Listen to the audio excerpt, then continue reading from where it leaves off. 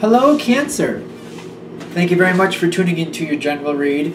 For the main part of the read, I'm using the Vailima Tarot by Renata Lechner. For the supportive Oracle cards, the Magical Spell cards by Lucy Cavendish. Excuse me. Already shuffled. There's a hiccup starting. There it goes. Or maybe that was something else.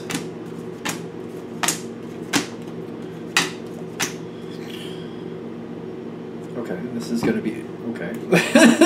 Okay, then we got this coming up. That's it. Okay, so what are we dealing with here, Cancer? I'm gonna be a little bit presumptuous and say this is gonna go quite well for you, but what's going on with this? It's very interesting what we got going on here. We got like all four elements, all four cardinal elements. We don't. Spirit, you know, is spirit. This is one of the 5 elements, of course. Anyway, moving on. You got health and prosperity. Ooh, there's a hidden card. Let go. So this is what's kind of coming into your realm. This is coming in towards you. Health and prosperity, but right behind health you have let go. So that seems to be more of a hidden aspect here. Like you're letting go of, no, not you, somebody else's. Someone, for some of you, I'm wondering if there's a job opening that you're going into that somebody else just got released from. Or somebody could have left on their own accord. For others of you, it's like, it really feels like somebody else's misfortune, it could be your fortune. Not by your doing, but just like something changed and there's an opening and it's for you. So somebody else could be losing out while you're gaining. Nothing to feel guilty about in my opinion, especially with the health card. It's behind the health card, which makes me feel like if somebody else is moving on from something and you're making out because of it, it's better for them to move on now. But I'm noticing there's prosperity coming along with it.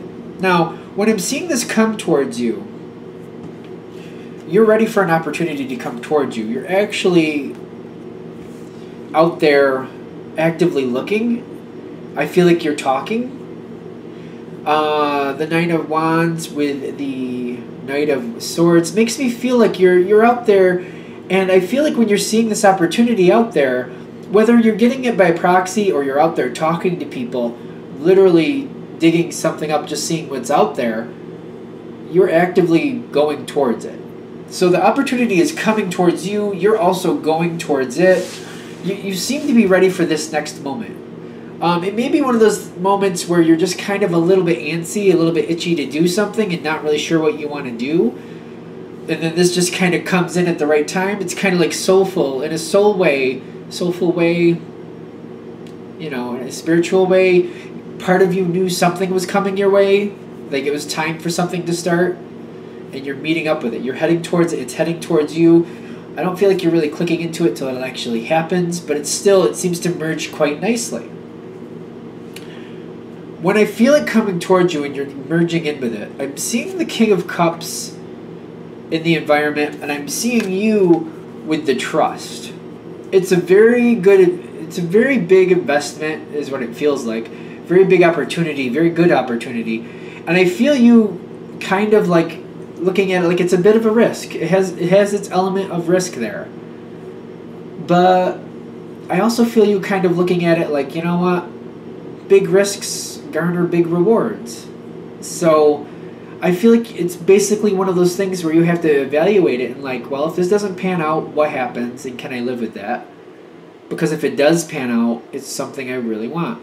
So I feel like the trust here, it feels more educated. It doesn't feel like just blind faith. To me, it feels like when you're going in this with trust, you're literally looking at it like, if this goes well, this goes really well for me. If it doesn't go well, I can afford the price. Not saying I'm going to like that, but I can afford the price is what I'm getting. Like if it goes the wrong way, you know, you can pay up and move on type feel. Like you can, you know, it won't be the best moment, you know what I mean, but you can foot the bill. Let's just leave it at that. So the trust, I feel like it's more educated in the sense of like you're thinking it out. Like, well, if this doesn't go the right way, I can pay the bill and then I'll move on. I mean, it's not, hopefully that doesn't happen, but if it does, like, I can pay my dues and get out of this situation. That's kind of how that feels. Now, this opportunity that comes in, I'm not getting a lot in the environment. I just feel like it comes towards you, and then it's all about what you're going to do with it. You lock right in with it is what I'm getting. And I feel like that's what the situation requires. It's not something you can just get in half-heartedly and just try to kind of test your toe in the water, if you will. I don't feel like that's what this is. It's like it's either you're in or you're out. And if you get into it, you're starting to build it. It's going to have to build over time. Again, you're looking at this like if it doesn't go well, I can foot the bill and move on.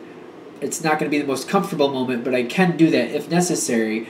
And I feel like at this point, you've looked at it, it looks like it could really benefit you. You get that King of Cups energy coming in here too. And for me, I personally believe water and earth go very well together typically. Not all the time, but typically.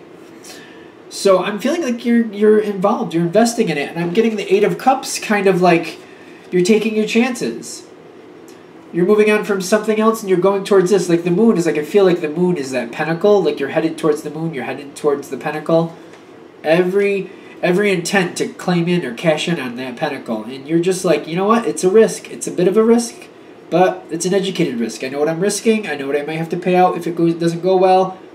I'm in. I'm going for it. Another factor of this, and this is very apparent at the end here, the educated viewpoint here, the educated risk. I want to call it an educated risk. I don't even think that's a real term, but you know, educated risk. Go for it.